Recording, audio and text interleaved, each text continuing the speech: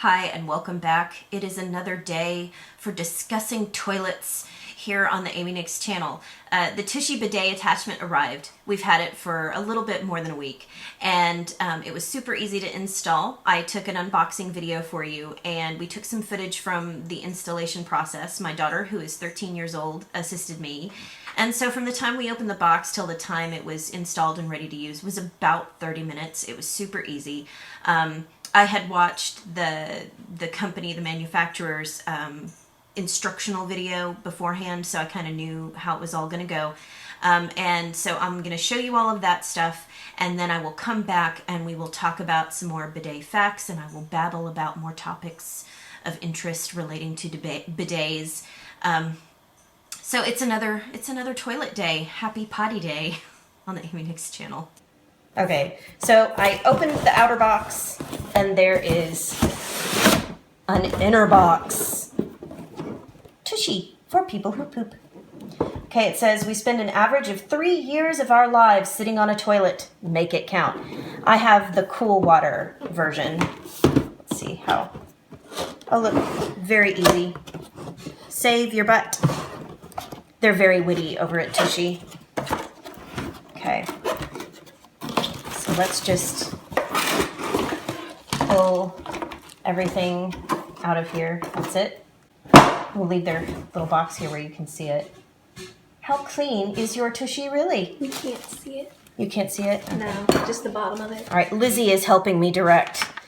This is the instruction sheet, and it's all in English, but every step is illustrated. They also have videos on their website. I've already looked at their video.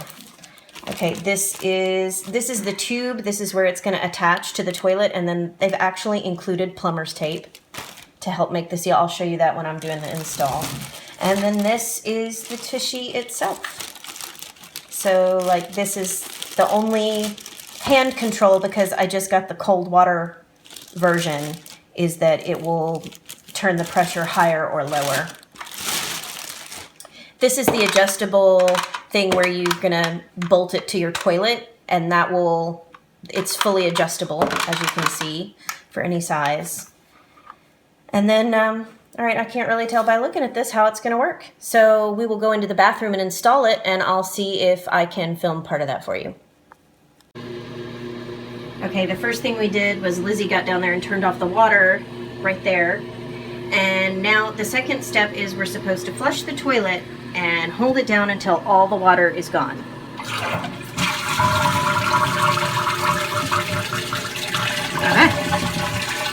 Did Daddy say there was a Yeah. screwdriver in here? There's a screwdriver on the sink. The next step is to take these bolts off so that we can completely remove the seat. We'll come back when that's done. Lizzie's gonna do it here. Okay, so we've got the toilet seat removed, and we cleaned the plumber's putty from the original installation of the seat from the two bolt holes so that it's nice and clean. And then the next step, which is going to be hard to film, Lizzie's going to get down here and she's going to remove this hose that goes from the water to the toilet, and we're going to put the Tushy hose on there, and we'll come back and show you what that looks like when it's on. We're feeling pretty super proud of ourselves. She got the original water hose off, and now she's putting the Tushy adapter back on. My shoulders are getting a wedgie.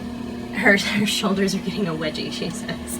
It is a very small area, so it's actually probably good you're doing it, huh, instead of me.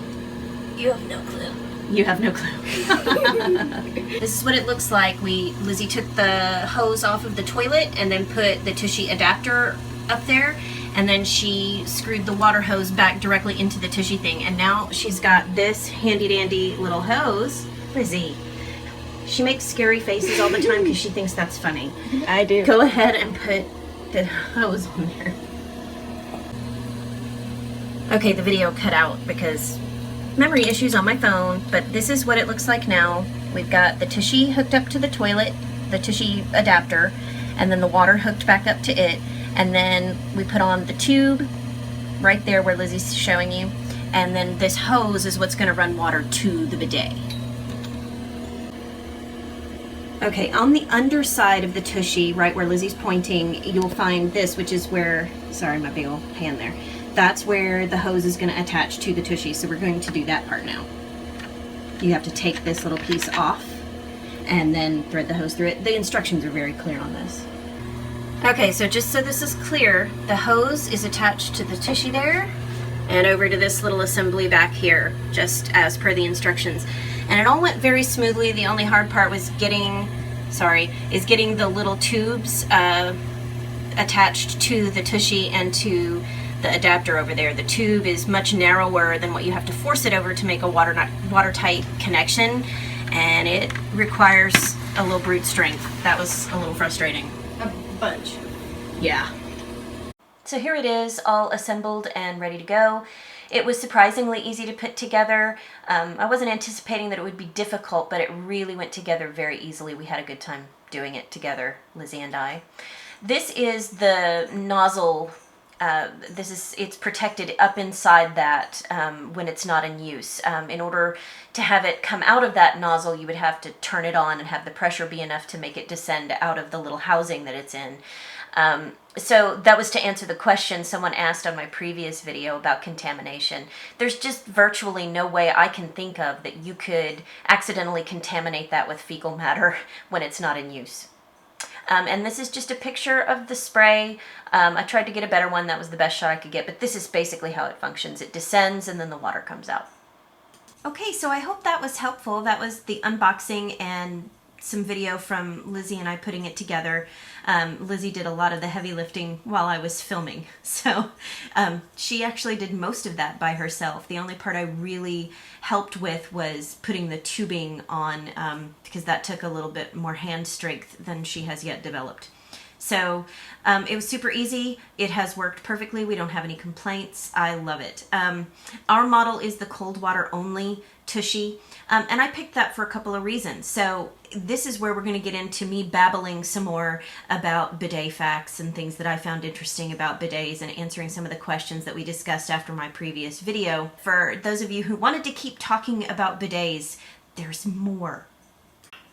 So since I made the previous video, I've been able to find a little bit more substantial information that's kind of fact-based about bidets, and I wanted to get into the basic advantages of using a bidet that I didn't really get to go over last time because I hadn't found solid information to support those ideas. And the first one, and I've written some of this down because I didn't memorize all of it, I'm not quite that crazy.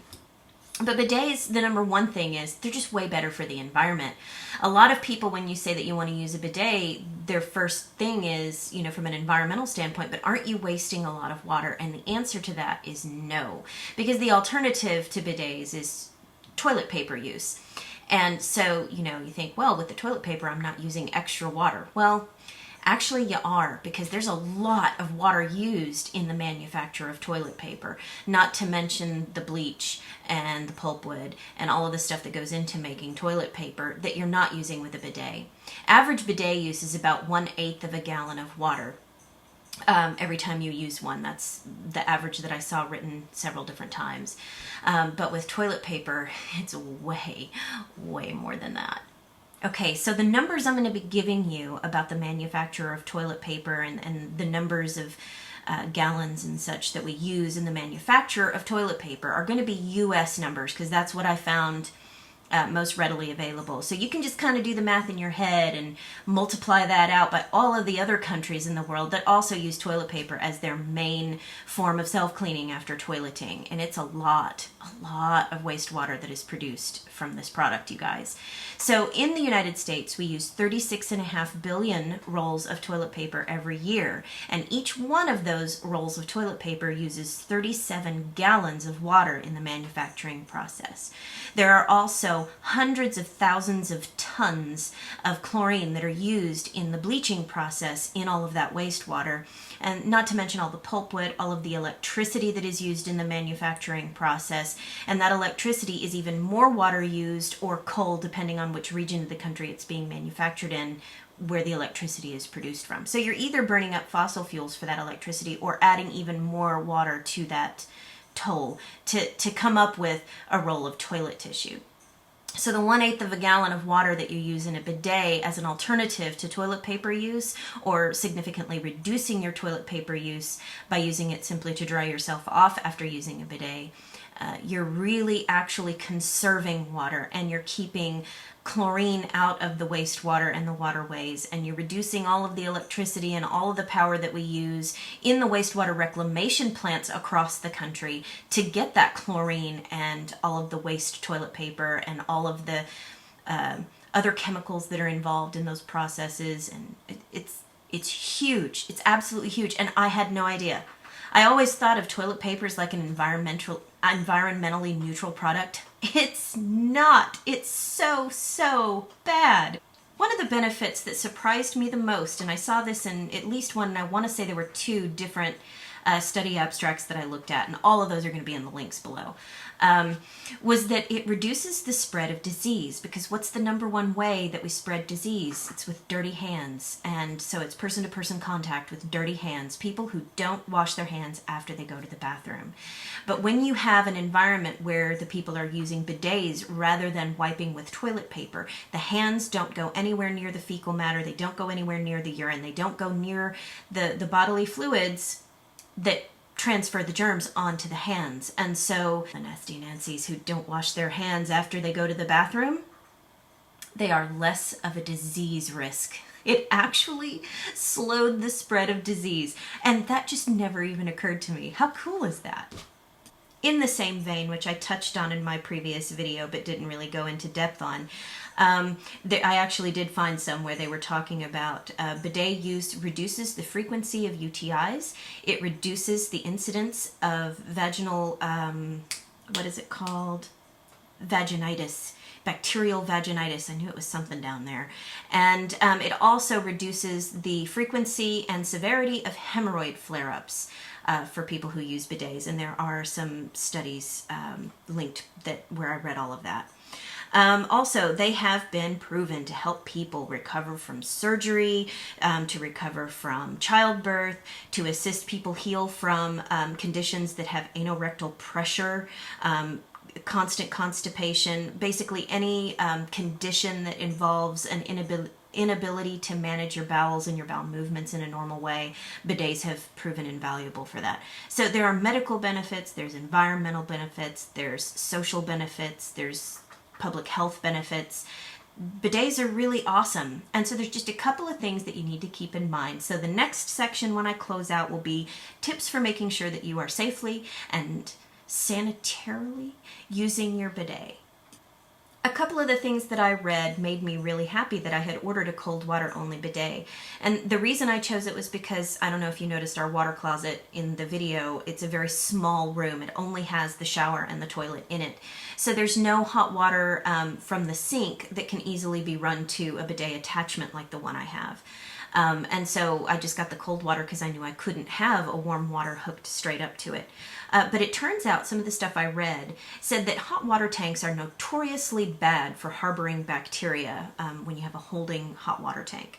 And, you don't want to use warm water bidets for that purpose. So if, I leave that to your own discretion. Trust me, if I had the ability to hook warm water up, I would do it, because sometimes in the morning I'm not in the mood to have cold water on my bits.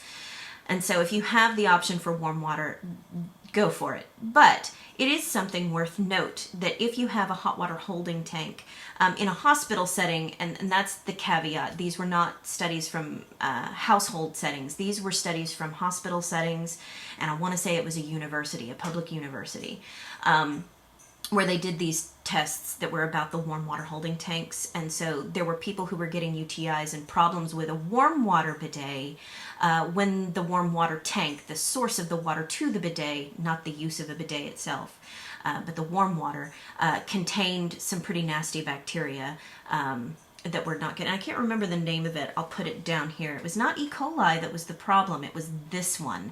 And this bacteria, and I can't find it in my notes. It's in here somewhere.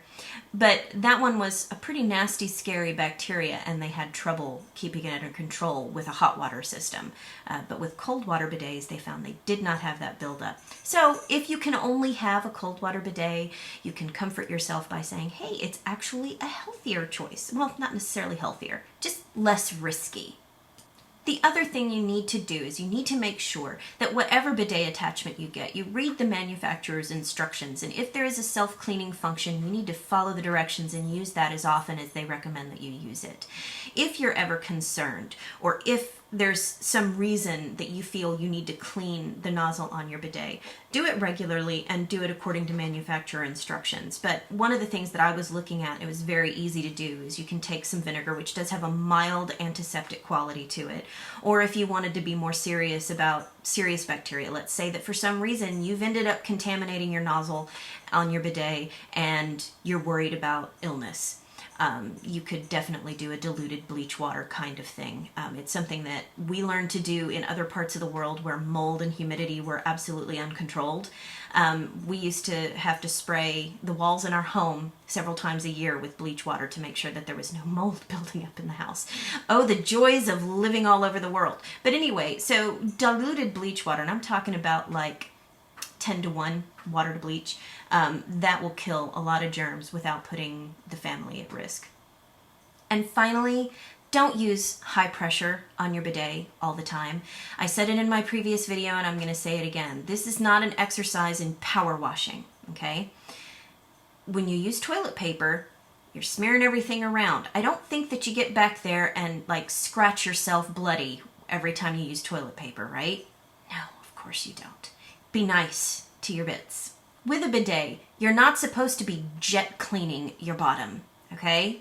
You're supposed to be gently rinsing off the detritus of the evacuation process, okay? So use a gentle stream, don't use a high pressure stream, and for heaven's sakes, if it hurts, if it's too hot, if it's burning you, don't use it. Turn the pressure down to a reasonable level and keep it there, because you can incur some injuries from that. And again, all the links to all of the reading about all of these things will be down in the description. And on top, there will be a link to the Tushy website.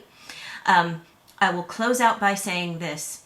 Be careful. Don't just Google Tushy. You're going to get lots and lots of porn in that Google search. So unless that is your cup of tea, follow the link down below, or instead, if you don't want to do that, if you go to Google, type in Tushy Bidet attachment to Google. Don't just type in Tushy. Anyway, I hope you enjoyed this. I love my Tushy Bidet attachment. If for whatever reason, several months down the road, I feel I have more to say about the Tushy brand, I'll come back and do a more comprehensive review. But it's great. It works exactly as stated on the website. It was easy to put together, easy to install. It works perfectly. So anyway, thanks for watching, thanks for supporting the channel, and I will see you guys again very soon. Bye.